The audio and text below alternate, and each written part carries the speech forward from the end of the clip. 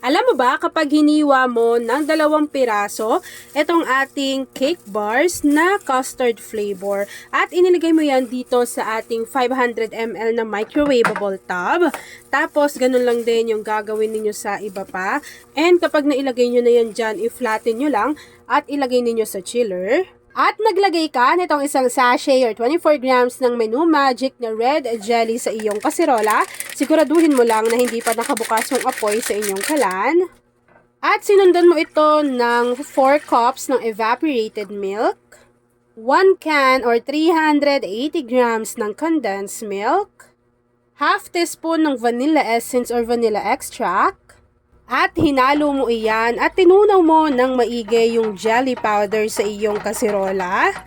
Kapag natunaw mo na yung ating jelly powder at nag-combine na yung mga ingredients na inilagay mo dyan sa iyong kaserola, pwede mo nang buksan yung apoy sa iyong kalan over medium to low heat and then lulutuin mo lang to hanggang sa kumulo yung iyong mixture.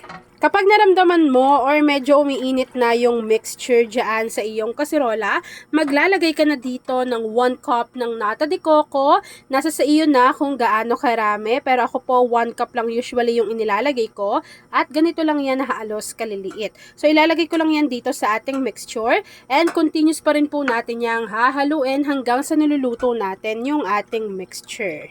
Ito, hindi talaga to binigay sa akin. Binili ko to sa sarili kong pera. Pero, gustong-gusto ko lagi itong sinishare sa inyo. Kasi, kapag naubusan ako ng gas, talagang dito yung takbuhan ko. Yung mga 11 kilos ko na gas. Ito talaga. Kunwari, walang kuryente. Diba? Kung induction cooker yung ginagamit mo. So, ito, pack na pack to. Tapos, isa lang yung gas niyan. Marami ka nang maluluto. And safe na safe din po si Gaslight. Kung ayaw ng white, napakaraming kulay na pagpipilian dyan. So, ako pangatlong kulay na to kasi yung dalawa, yung isa nandun sa isang kwarto. Tapos ito yung lagi kong ginagamit sa mga recipe video natin lately. So ito parang mag-iisang taon na rin to sa akin.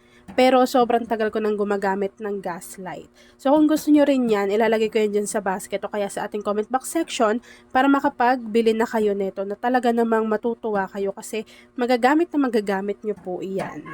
At kapag kumulo na yan, at isinalin mo yan dito sa ating microwavable tub na mayroong cake bars na tig 500 ml, at hinintay mo yan na lumamig, mag-set and mag-firm, ipapakita ko na sa iyo kung ano yung natapos nating easy dessert recipe. Kapag lumamig na nga yan, maglagay lang kayo ng grated cheese on top and then pwede nyo na po yang i-enjoy. At ayan na nga mga kakusina, tapos na po ang ating easy dessert recipe na Christmas Nata Jelly Dessert. Kung nagustuhan mo yung ating video, please like and share this video. At kung hindi ka pa nakakapag-subscribe sa aking YouTube channel na Kusina ni Angel, please click subscribe button. Click mo na yung notification bell, click all para lagi kang updated sa bawat ina-upload kong mga videos. Kung naghahanap ka ng dessert recipe at dessert lover ka, pakishare ng ating video at mag-comment ka na dyan kung taga saan ka nanonood. Yan lang mga kakusina. Thanks for watching and enjoy this video.